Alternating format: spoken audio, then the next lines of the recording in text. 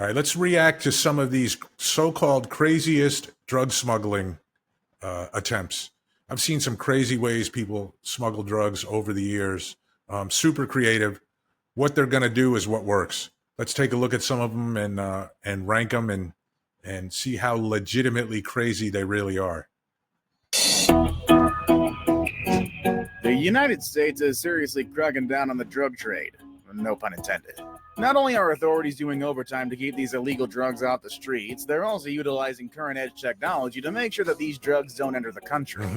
With that said, though, the drug cartels are inventing more and more ingenious ways to smuggle their wares into the U.S., and it's those methods that we'll be talking about today. Let's see what they got. From well-made underground tunnels to just chucking over drugs over the border, here are the 10 craziest ways drug dealers smuggle drugs. Number 10. Underground tunnels. Chapo, the king of tunnels. Remember the time when drug kingpin El Chapo escaped from a maximum security prison? Well, it made quite the headlines at the time because of the ingenious way of how he did it. Hey, stop this one real quick. This is huge. Chapo used to be, this was really one of his things, right? Every kingpin has kind of a method or a particular drug they're known for. For Chapo, it was tunnels. They used to, in the Southern California border around San Ysidro and Tijuana, they used to buy a house on the Tijuana side, find someone to rent a warehouse on the U.S. side, and they would build sophisticated tunnels under the border between those 2 points. So it would be in a residential community in Mexico, and it would come out in like an industrial complex, warehouse complex in the U.S.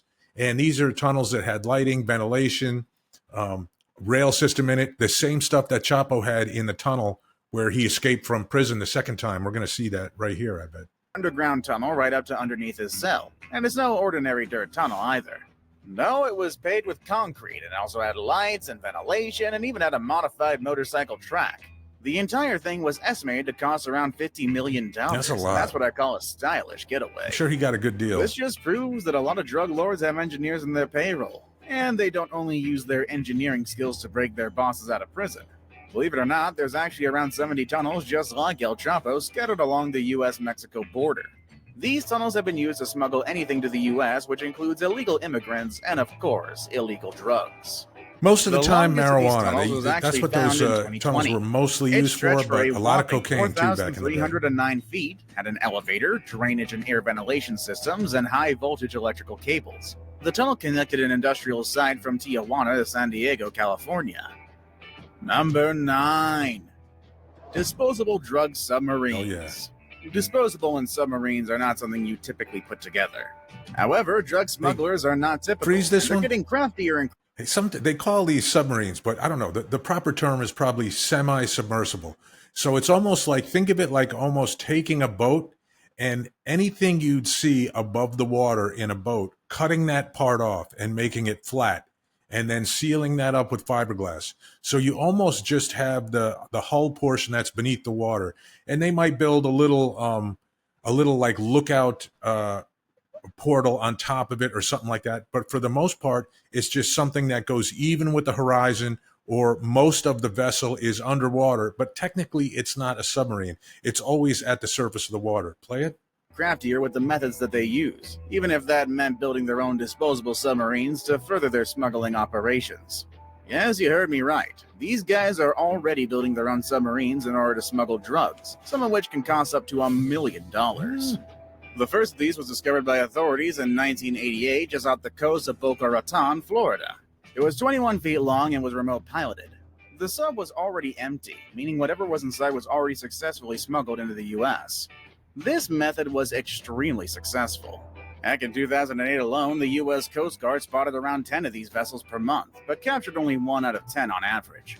And if one is captured, it doesn't really matter to the drug lords. Yes, they did waste a cool $1 million on a captured sub, but that's a drop in the ocean compared to the hundreds of millions of dollars they get from the successful smuggling operations. The cost of doing business. Number 8. Hey, hold that. They used to just build them in the jungles of Colombia, wherever there was a river, and then they would float them out the river to the ocean and load them up and take them on a trip. Diesel engines loaded with fuel, and man, just talk about being claustrophobic. I would not want to be inside one of them for the length of that trip. Fake produce. Fake produce. The U.S. imports a lot of things into the country. Thank NAFTA Fresh for this one. produce is just some of them. And of course, if someone is sending anything into the country, you can be sure that drug smugglers will try to get in with the action and attempt to smuggle drugs along with these more legal imports. In February of 2014, authorities seized 4,000 cucumbers and plantains in Sinaloa, Mexico, every single one of them stuffed with cocaine. In another case, a checkpoint in Arizona came across a shipment of marijuana that had been packaged in green plastic with yellow streaks, making them appear to look like watermelons. Beautiful. Number 7. Freeze that one. The best story that I saw with produce, and LA is huge for this type of smuggling. Generally, trucks coming across the border with produce, coming up to LA, unloading in downtown LA, and in an area that's right off Olympic Boulevard, known as the wholesale produce market. One time, DEA started getting calls from supermarkets around the LA area. They thought they had drugs delivered to supermarkets in shipments of green onions. And sure enough, it was methamphetamine. Green onions on top, and when you got about halfway down the box, there was paper with photocopied pictures of green onions, and then beneath that was packages of methamphetamine. So what had happened is this shipment came into the produce mart. The boxes were all unloaded. Either the person that was supposed to put them, take them out and put them in a separate place so they could be picked up by the drug dealers, he either didn't show up to work or he was confused or whatever happened. These boxes of onions and meth actually made it out to supermarkets in the LA area. And there was about eight different supermarkets that reported this stuff that came in, and it turned out to be hundreds of pounds of meth. Super common smuggling method. And like I said at the beginning, I think we have NAFTA to thank for this one. It's commerce coming across the border, especially when it's fresh produce. There's not really the incentive to stop it and unload it all. Sometimes when you unload produce from a truck like that, it's considered damage and it can't be sold in the store. So it's no one wants to foot the bill. The government doesn't want to foot the bill if they unload it and turns out there's nothing there, and all of a sudden they just bought a load of green onions. Go ahead. Drug-filled pastries. No, I haven't seen this. Yes, sadly, even the sweet pastries that we love didn't escape the use of drug smugglers. And in retrospect, it totally makes sense to use them. Sprinkle some cocaine on those donuts instead of powdered sugar, board a plane, and you're good to go. May sound like a joke, but that's actually exactly what Mexican soldiers confiscated back in 2015. No joking. In a separate incident in 2013, authorities in San Andres Island in Colombia found almost a kilogram of cocaine hidden in 12 donuts. It was being smuggled out of the country by a tourist. Interesting. This method has proved so effective that authorities had no choice but to be very vigilant, sometimes to their own detriment. One man was actually arrested because police... So even though they're talking, that's small potatoes, right? So yeah, a tourist smuggling cocaine out of Colombia into the U.S., compared to the volume that's crossing the border through the ports of entry, through the land ports of entry, it's inconsequential to any drug issue that we have, and not a huge focus. Go ahead. Took the powdered sugar on his donuts for cocaine. This mistake led to the man suing the police, and he was awarded $37,500 in reparation for damages. Number 6. Frozen fish. Oh yeah. In 2019, the UK's National Crime Agency seized around $13 million worth of cocaine. This was single-handedly one of the biggest drug busts in UK history, but that doesn't make this one special. What's truly amazing is the way the drug smugglers attempted to sneak the contraband into the country. They hid the drugs inside a bunch of dead fish. Hidden inside a shipment of frozen fish was nearly 100 kilos of cocaine, packaged in roughly 1 kilo bags, which were stuffed inside the fish. Freeze that? The importer... So... In U.S. dollars at that time, if that cocaine had been in the U.S., we're talking maybe $1.3 million worth wholesale. Hey, it's like I said, no one wants to be on the hook for buying that load of fish. So if they're going to take it out of a container or whatever it was being shipped in and start breaking it apart and searching it, all that fish is going to be bad, and they're going to be on the hook for it. So pretty ingenious smuggling method there, putting it with frozen fish. A certain James Satterley was charged with drug trafficking charges. This isn't, however, the first time this kind of smuggling operation was done. Back in 2009, Mexican Marines searching a shipment of frozen sharks in Progreso, Yucatan, found yet again packets of cocaine. In all honesty, I think this method has a high chance of succeeding. The smell of the fish should easily mask the smell of drugs, and Border Patrol officers would surely want to let a shipment of quickly thawing, stinking fish pass through as quickly as possible. Yeah, probably not coming into the Number U.S. like that, but five. like I said, you saw Nuts that one and going to bolts. UK and Now probably here's going something into that's really Mexico. creative. If fruits, pastries, and dead fish don't seem to work, why not smuggle drugs using something inedible? Kinda like nuts and bolts, for instance. Well, somebody obviously thought it was worth a try. Unfortunately, though, it didn't work. Customs officials in Argentina said they found a Peruvian man with a box of metal bolts in his baggage, trying to board a flight to South Africa. It's a Some of the strange thing bolts to even had travel nuts with. screwed onto them, which raised the suspicions of custom officials. So they then detained the man and ran the suspicious package through an X-ray scanner, and they noticed that the bolts were hollowed out inside. Freeze that. Upon further investigation, This is not a genius smuggling method. This is stupid. Like bolts are something you can get anywhere, right? That's not like a very specific type of tool or product where you would have some reason for bringing that into a country in a suitcase. Someone sees you with a load of metal bolts, they're definitely going to ask a lot of questions. It's not a sensible thing to carry. they were able to open the bolts and found cocaine, and all 45 pounds of the stuff were found and confiscated. Number 4. Shoe insoles. Ooh, What is the easiest way to smuggle drugs in and out of a country? on your feet. Well, that'd actually be simpler than you would expect. For instance, in Missouri, an Arkansas man suddenly found himself facing drug charges when he attempted to smuggle 3 pounds of heroin and 5 pounds of methamphetamines out of the city. The drugs were found inside his tennis shoes that were inside his luggage. Authorities became suspicious when they saw that the shoes were at size 18, which were much bigger than the shoes the man was Again, wearing. you know, According to him, he was paid $2,500 to smuggle the drugs Freeze from that. Los Angeles to hey, St. if you're going to travel with size 18 shoes, you better have a size 18 foot. There's nothing that's going to be a bigger tell than that. I've seen this smuggling for international smuggling, like smuggling heroin into the United States in soles of shoes, in the linings of leather jackets. That used to be big coming out of Pakistan, with heroin coming in the U.S. in the 90s and early 2000s. Louis. In a separate incident, this time in Atlanta, a 21-year-old woman was accosted when airport officials found pockets of cocaine hidden in the insoles of 7 pairs of shoes that she was carrying. These two are among the few who were caught, but imagine the number of people who weren't. Number Always 3. Elderly drug Oh, yeah. mules. Now we come to an extremely sad story. While the previous drug mules only knew that they were doing something illegal, drug traffickers have also duped people to do their dirty work without them actually knowing it. The victims, unfortunately, are often the elderly. It is believed that these drug trafficking organizations scam these elderly people into carrying the drugs for them. These scams are aimed at seducing individuals by influencing emotional vulnerability. The most common are romance scams, inheritance scams, and offering fake business opportunities, which include mandatory. That sounds like those scams we see, telephone scams we see today. Hey, I never saw an unwitting elderly person smuggle drugs, but I have seen a couple elderly people do it.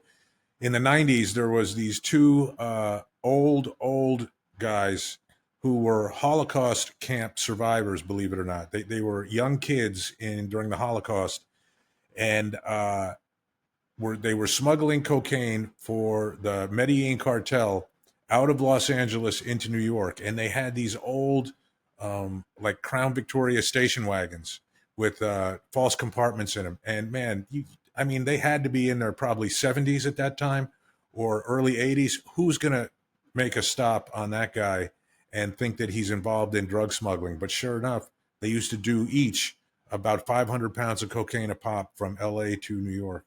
Travel and paid expenses. The traffickers likely target older people because they appear harmless and don't draw suspicion. Some may even have hip replacements or other medical devices that may serve as cover, which could allay the suspicions of border officers. In one incident, a 76-year-old man who allegedly had cognitive issues was duped into smuggling more than 5 pounds of cocaine into Spain. He was caught and is now sadly doing time in one of Spain's jails. Now it's time for the day's best pick. What is it? Don't you worry, I know you're seeing a drone in the photo, but don't think you can now start ordering cocaine from Amazon. Give it time, though. This is just one of the more high-tech smuggling solutions drug traffickers have at their disposal. Find out how they do it next with number 2. Drug drones. Drones are the drug cartel's newest toys. Earlier this year, residents of Aguila, Mexico have reported drones strapped with bomb-shaped objects flying above their homes. It seems that the cartels are now using drones as What is a weapons for their bomb-shaped turf wars, object, but by that's the not way? the only way they use them. In April 2018, a drone that was able to smuggle in a total of 28 pounds of heroin to California was seized in Calexo, Mexico. Over the next 5 years, the Customs and Border Patrol headquarters have reported 100. Hey, drones are a huge problem at the U.S. border. So drugs are smuggled across the border every day with drones. But also, and it looks like it's about to be the next story here, prisons. Prisons in this country have a huge problem with drone smuggling.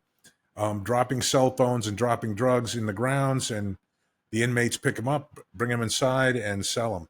So yeah, drones are a big thing. Also at the U.S. border with Mexico, ultralight aircraft, like those little like gliders with engines on them, flying those things across the border with drugs way out in the desert's pretty popular too.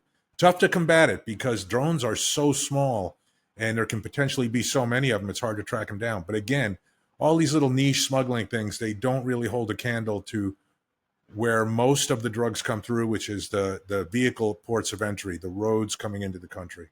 170 incidents in which these narco drones were used to smuggle illegal substances into the country. For now, the cartels are using commercial drones brought from the U.S., heavily modified of course, turning them into weapons of terror or high-tech drug mules. These limitations make it that a drone can only carry that a certain ultralight amount of right weight there. That was, I mean, I don't know which exact one that was, but that was happening back around 2018, 2019 out in Riverside County.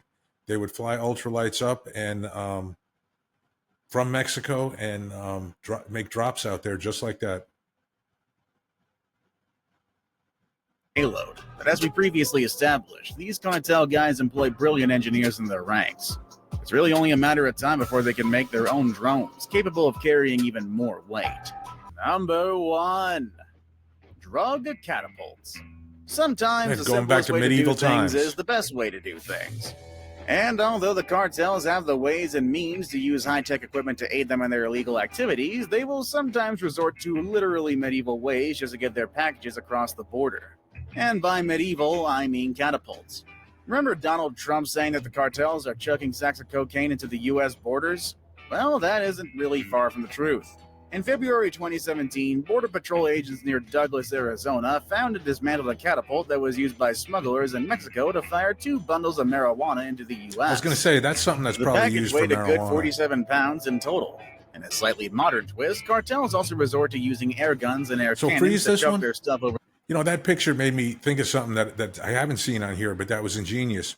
They used to take a car carrier and back it up to one side of the wall and then have another car carrier on the other side of the wall backed up to it, and they would just drive a car across, and that's how they would get a vehicle across the border with drugs on it, and then just drive the car carrier away and lower the car from it. Over the border.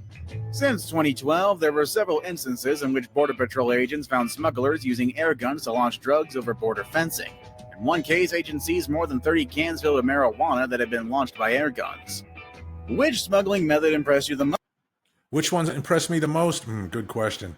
I think probably one of the things secreting it in food. I think that's probably what impressed me, just because of the volume that they can smuggle like that, right? When you're doing it in shoes, it's a small-time operation. When you're putting hundreds and hundreds of kilos or pounds in shipments of produce or frozen fish, that's a huge operation. It sounds like they were successful. Take a look at what's going on at the U.S. border with Mexico. This is going to be probably a typical vehicle smuggling operation. We'll see where drugs are hidden in a vehicle and how Customs and Border Protection goes about identifying the vehicle, determining what's in it, and making the seizure of drugs. Customs and Border Protection Officer Ricardo Mendez scans traffic inching from Juarez towards El Paso. Okay, so this is the Texas border. Most of them are visiting relatives. Super busy port right there. Just local drive. I mean, even traffic lined up, and he's just walking the line. By the way, Mendez when you go, that's called kind of no man's land where he is. Believe it or not, he is in. I mean, most people would look at where he is and say, wow, he's in Mexico. He's on the other side of the checkpoint. But there's an area there that's actually still U.S. territory that's before one drives through the gate into the United States. And they do that so that guys like this can be out there working the line, doing kind of pre-inspection and targeting vehicles when they actually come through the port. But they're already on American soil when they're waiting in line once they get up close. Down his guard. Last year, CBP confiscated over 83,000 pounds of illegal drugs here.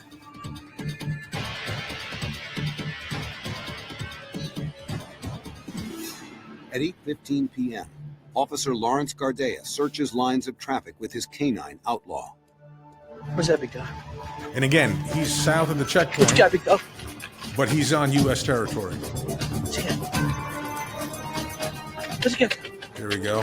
We Ma'am, got an can you alert drop the car, here. please? What's got, Big Daddy? Hey, guys, looks good. Drop the car, please, ma'am. What's got, Big Daddy? Huh? What's got, Big Dog? Huh? What's you got? You know, those dogs What's got, big are dog? trained to Looks good, detect bro. drugs. It looks like a lab, right? Trained to detect the scent of drugs. Pretty successful, right? There's some limit on how long you can work them before they need a break. But that's an ideal situation there where they can just work a line of cars, try to pick up a scent, and then alert on it. And now there's probably going to be some kind of interview, and they'll see if they escalate it and do a search. Oh, yeah. Oh, yeah, Big Daddy. Oh, yeah. The driver is an unlikely suspect, a 69-year-old grandmother and U.S. citizen. Hey, that's who Female most of the driver? smuggling's Look at done that. by, right? A lot of it is done by U.S. citizens or people that have visas or a work visa or some other legitimate crossing documents to come into the country. And that's what makes them less suspicious, and that's what makes them able to drive right across. That she was out in Mexico visiting her brother, and she was stating that the vehicle was in her possession at all times while she was in Mexico. Now the canine alerted to the center area of the vehicle, so we're going to go ahead and check the dash area of the vehicle. Let's see now. They'll be looking for like tool marks, something that doesn't look factory, something where something was altered. Right here, we're getting abnormal bus readings. Got a little kind of a density meter there. Think of it like a stud finder that you run across the wall to find where the studs are behind the drywall. Now we're going to get the car to the security area. We're going to push it through as the fastest way to cut it across. We're going to take it to Area 51. We're going to check it out. Now, secondary search is where they're really going to Secondary take the car vehicle apart, take the driver out, take the driver inside, and start really questioning the driver. They're pretty sure they've got something at this point. Inspection takes place inside a secure area at the port of entry. Fencing and gates prevent cartel spotters and others from looking on. Hey, freeze that. That's a good point. Like, there's always people that work for these drug smuggling organizations watching what's going on in the lines, watching who's working there, watching what lines are being stopped more often, directing people that are going to cross what line to go in. It's a real cat and mouse game, and not uncommon for them to then radio and say, and advise the organization that a car got pulled out of line and was going to get searched. So they probably already know it's not going to go well.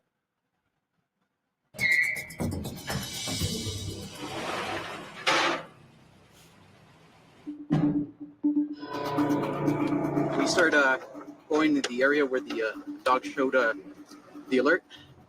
Trying to see if we could spot something in that area. So it looks like they're going to pull the radio out or something there in the dash. Here it comes. See people? Officer Gardea finds a clue that would evade untrained eyes. A tiny bit of tampering. Yeah, there you go. A little bit of tampering. Like, they know what to look for. They can tell if something was recently taken apart. Maybe it's a Phillips screw head and the head of it's a little rounded. And you think, man, how many people take the radio out of their car and start removing things behind the radio? Suspicious, and they're going to keep pushing. That tape shouldn't be there. See, there's like tape that's not factory. Look at that. Yeah, he just stuck it with a long nail. You see he's got white powder, so they know they got something.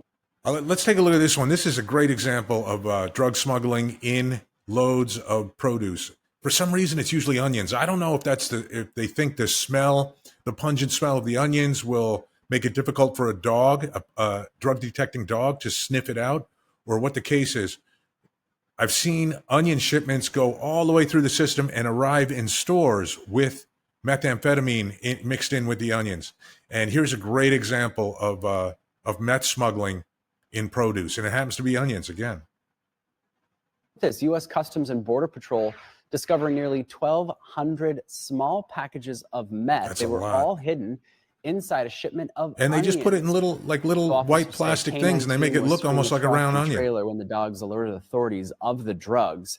The 45-year-old driver was arrested. He is now facing a charge of narcotics smuggling. Sinaloa cartel right there.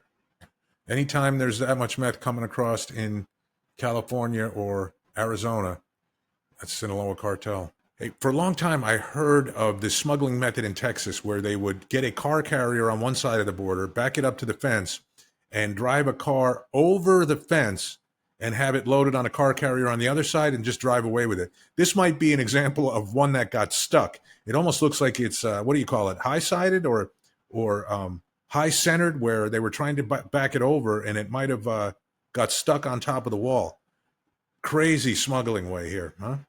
Crazy smuggling method. Leave Jeep on border fence. Illegal border crossings are nothing unusual, but what is unusual is this method for trying to cross a border, using a vehicle and ramps. In 2012, suspected smugglers had set up ramps at the U.S.-Mexico border in the southeast corner of California by the Imperial Sand Dunes. They then attempted to drive an SUV over the 14-foot border fence using those ramps. As you can imagine, it didn't go to plan. They got the Jeep stuck at the very top of the barrier. Agents at the border spotted the vehicle and noticed two smugglers trying to free it when they approached. They abandoned the car and ran into Mexico to escape being caught. The border officials said the Jeep was empty, Oh, yeah, and they but did it have was a truck likely there filled with the contraband car carrier before on it. Yeah, but I've heard a bunch about this. This one actually in California. I've heard about this in Texas also. It got stuck this time, but I guarantee this has worked for them before. got stuck on the fence. Believe it or not, this isn't the first time people have tried to drive over the border wall. It had been successfully pulled off the year before, but the vehicle's occupants were immediately captured. Given the lack of vegetation around this part of the border, it's not exactly easy to camouflage a massive vehicle climbing the border They just wall. rely on You're doing it just real bound to quick, get though. They caught, put those so ramps we up wouldn't call or back these the truck up, and smugglers they're very smart. Ooh, a lot of talk about a border wall lately and smuggling and drugs coming into the country. Here's a great example of people going over the wall. This is pretty common. Predominantly, it used to be with marijuana trafficking. The amount of marijuana coming into the country now is 10% of what it was 20 years ago or 30 years ago. But interesting to see how these guys do it with these big backpacks just scaling up the wall. Let's watch this one. Segundos después.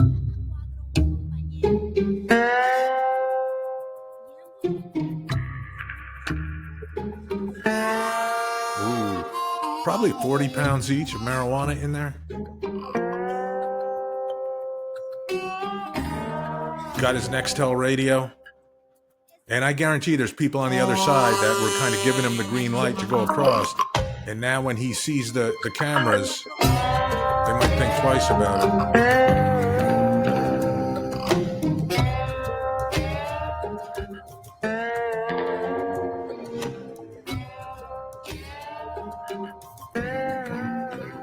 Yeah, they're not too thrilled they're being filmed.